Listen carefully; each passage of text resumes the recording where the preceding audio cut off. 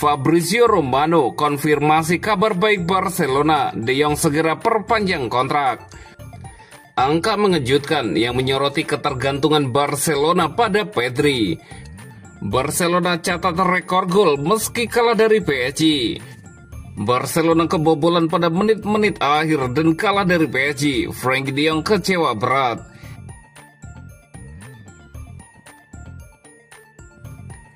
Fabrizio Romano konfirmasi kabar baik Barcelona, De Jong segera perpanjang kontrak. Pakar transfer Fabrizio Romano mengkonfirmasi bahwa Barcelona hampir menyelesaikan kontrak baru Frenkie De Jong. Sang gelandang dipastikan akan bertahan di Camp Nou hingga Juni 2029.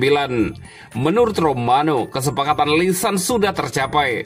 Saat ini hanya detail formal akhir yang sedang dirampungkan sebelum penandatanganan resmi dilakukan. Kabar ini menjadi akhir dari ketidakpastian panjang terkait masa depan De Jong. Selama bertahun-tahun, kontraknya menjadi salah satu isu paling panas di Barcelona. Negosiasi antara klub dan pihak pemain berlangsung intens selama berbulan-bulan. Komunikasi rutin terus dijalin antara perwakilan De Jong dan direktur olahraga Deco. Momen kunci terjadi dalam pertemuan puncak beberapa minggu lalu. Saat itu, agen De Jong menegaskan bahwa sang pemain ingin segera memperbarui kontraknya tanpa menciptakan hambatan. Kesediaan De Jong bekerja sama sangat dihargai pihak klub. Dukungan dari perwakilan barunya juga membuat proses ini berjalan lebih cepat.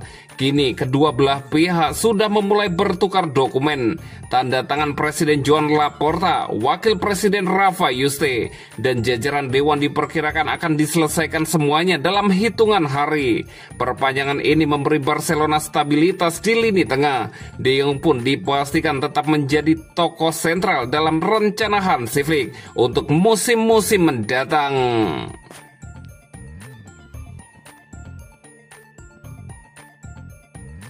Angka mengejutkan yang menyoroti ketergantungan Barcelona pada Pedri. Pedri kembali membuktikan dirinya sebagai motor permainan Barcelona. Sang gelandang muda tak hanya menjadi pengatur tempo, tetapi juga sosok yang selalu mendorong tim untuk bermain lebih agresif. Dari 23 pemain yang digunakan Hansi Flick pada awal musim 2025-2026, Pedri tercatat sebagai satu-satunya starter dalam 9 pertandingan resmi. Catatan ini meliputi 2 laga Liga Champions dan 7 pertandingan Liga Spanyol. Musim lalu, Flick masih berusaha menjaga menit bermain Pedri dengan memberinya waktu istirahat di babak kedua. Namun musim ini kepercayaannya semakin besar.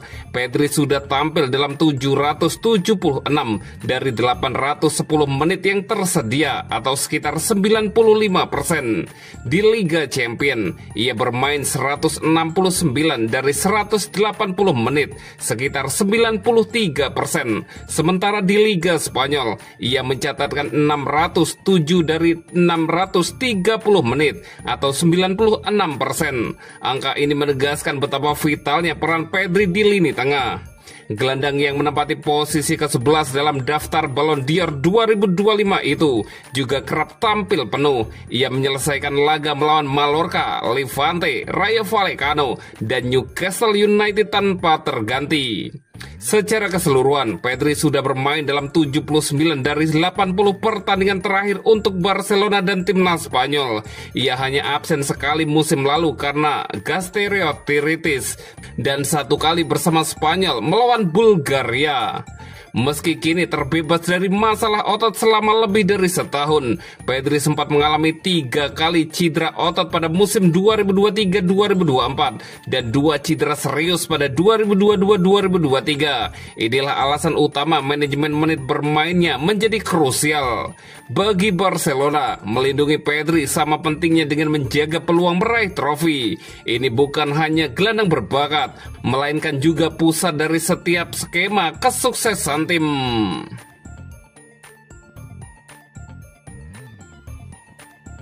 Barcelona catat rekor gol meski kalah dari PSG.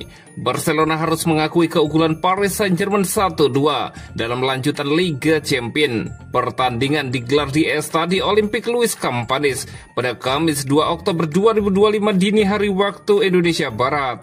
Meski kalah, Barcelona berhasil memecahkan rekor dengan mencetak gol di 45 laga beruntun.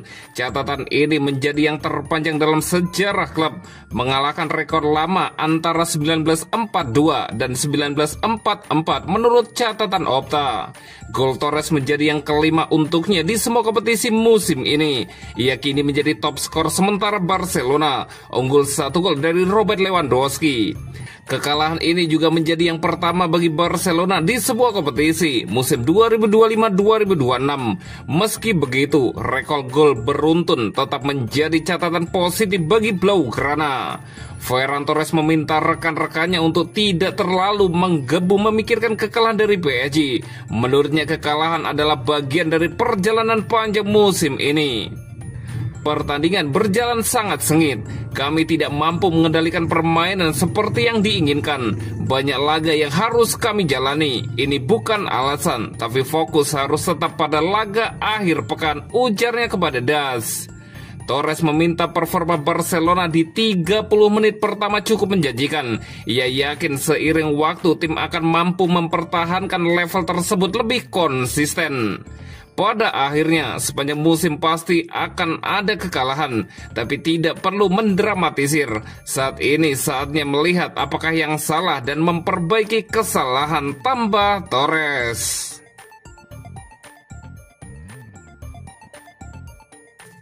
Barcelona kebobolan pada menit-menit akhir dan kalah dari PSG. Frenkie de Jong kecewa berat. Gelandang Barcelona, Frenkie de Jong, tidak mampu menutupi rasa kekecewaannya menyusul kekalahan timnya 1-2 dari PSG pada laga Liga Champions Kamis 2 Oktober 2025 dini hari waktu Indonesia Barat. Kekalahan di menit akhir membuat hasil ini terasa sangat menyakitkan bagi skuad besutan Hansi Flick. De Jong mengakui bahwa secara keseluruhan PSG menampilkan performa lebih baik, khususnya di fase akhir pertandingan. Saya sangat kecewa jika Anda kebobolan di menit terakhir dan kalah, apalagi di kandang, tentu sangat mengecewakan, ucap Frenkie de Jong. De Jong menilai Barcelona sebenarnya memulai pertandingan dengan baik, tetapi kehilangan kendali permainan setelah jeda. Ia mengakui PSG tampil lebih tajam di lini depan dan lebih efektif dalam memanfaatkan peluang. Saya pikir mereka lebih baik di fase akhir dan di babak kedua secara keseluruhan. Kami memulai laga lebih baik, jelas Frenkie de Jong. Pertandingan cukup seimbang, tapi memang benar bahwa mereka lebih baik dari kami di babak kedua, lanjutnya lagi. Menurutnya laga ini menjadi ujian penting untuk mengukur sejauh mana Barcelona mampu bersaing di level tertinggi Eropa. Kekalahan ini memberikan gambaran bahwa masih ada aspek yang perlu diperbaiki agar bisa berkompetisi dengan tim elit. Meskipun kecewa dengan hasil tersebut, De Jong menegaskan Barcelona tidak akan terpuruk dalam kekecewaan. Ia yakin tim masih memiliki perjalanan panjang di Liga Champions. Dan kekalahan ini belum menentukan nasib mereka di fase grup. Ini laga bagus untuk melihat di mana posisi kami. Kami berada di level teratas Eropa, tegas De Jong.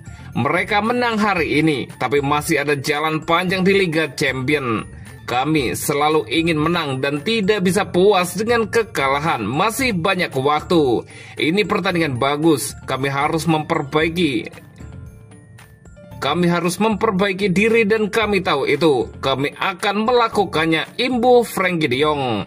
Bagi Barcelona, hasil ini menjadi kekalahan pertama musim ini dan menjadi pengingat bahwa mereka masih perlu meningkatkan konsistensi serta fokus jika ingin meraih kesuksesan di Eropa musim ini.